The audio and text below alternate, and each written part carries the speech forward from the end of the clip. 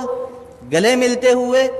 اور کھانسی نزلے زکام والے کو نماز میں کھڑا ہوا دیکھا، نماز یہاں سے چھوڑ کر مسجد سے اس کو میں باہر نکال کر پھر نماز پڑھاؤں گا، ورنہ نماز نہیں پڑھاؤں گا۔ آپ لوگ احتیاط ہی نہیں کر رہے ہیں، الزام ہمیں دیتے ہیں، ڈاکٹروں کو دیتے ہیں، ڈاکٹر اپنی جان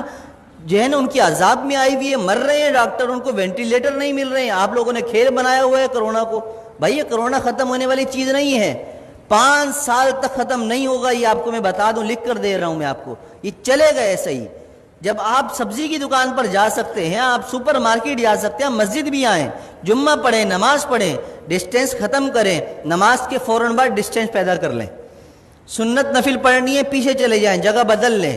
اسی جگہ پر نماز نہ پڑھیں دوبارہ۔ یہ ایک کام تو یہ کریں، ہاتھ نہ ملائیں،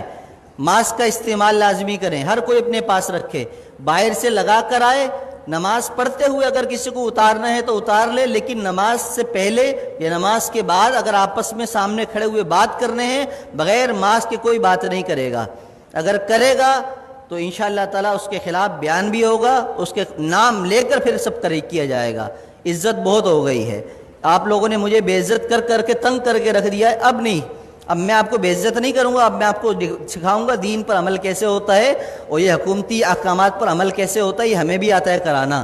اور اگر اب میرے خلاف کسی نمازی یا کسی نے بھی کوئی درخواست یا کوئی ایسی حرکت کرنے کی کوشش کی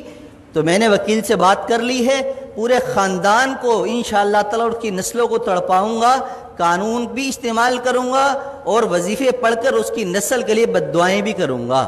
اس لیے کہ میں بہت تنگ آ چکا ہوں آپ لوگوں کی ان حرکتوں کی وجہ سے۔ 3 مہینے ہو گئے مجھے برداشت کرتے ہوئے، بد احتیاطی ختم کرنے کا نام کوئی نہیں لے رہا، بس ٹائم پر ٹک ٹک ٹک ٹک اذان، ٹک ٹک ٹک ٹک اذان۔ ابے پرہیز تو کرو، جو ڈاکٹر کہہ رہے ہیں وہ تو کرو، جو علماء کہہ رہے ہیں وہ تو کرو، اپنے باپ کی بات مانتے نہیں ہو، مولویوں پر انگلی اٹھاتے ہو، شرم نہیں ہے تم لوگوں کے اندر۔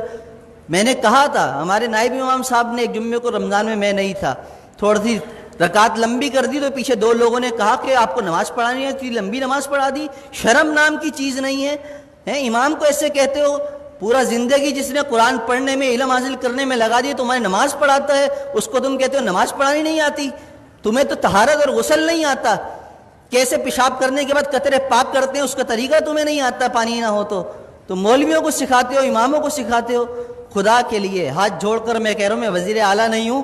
کہ کرپشن کر کے ہاتھ جوڑ رہا ہوں آپ کے سامنے، میں امام ہوں، میرا کردار آپ کے سامنے ہے۔ 7 سال ہو گئے، میری ساری نمازیں سب کچھ، کسی نماز میں اگر میں نہیں ہوں تو اس کی کوئی نہ کوئی شرعی عذر ہوتا ہے میرے پاس، لیکن وہ عذر پیش کرنا میرا آپ کے سامنے نہیں ہے، میں آپ کے سامنے پیش کروں، اللہ کے سامنے پیش کر دیتا ہوں، میرا دل صاف ہے، مجھے ضرورت نہیں ہے اپنی صفائیاں دینے کی۔ لیکن احتیاط کیجئے، عمل کیجئے، جمعے کی نماز بھی مل کر کھڑے ہو کر پڑھیے اور فوراً جدا ہو جائیے، دور کھڑے ہو کر سنتیں پڑھیے، اور عصر کی نماز سے ماسک کا اہتمام کیجئے، جیب میں رکھ کر لائیے، پہن کر لائیے، بات کرنی ہو ماسک لگا کر پہنیے، مجھ سے مسئلہ پوچھنا ہو 1 فٹ دور بیٹھ کر مجھ سے مسئلہ پوچھیے، ہاتھ اور ملانے کی اور مجھے خیریت لینے کی آپ کو ضرورت نہیں، الحمدللہ میں خیریت سے ہوں۔ اللہ ہم سب کو دین کی سمجھ اور عمل کی توفیق عطا فرمائے۔ میری باتیں کسی کو بری لگی ہوں تو پیشگی معذرت ہے،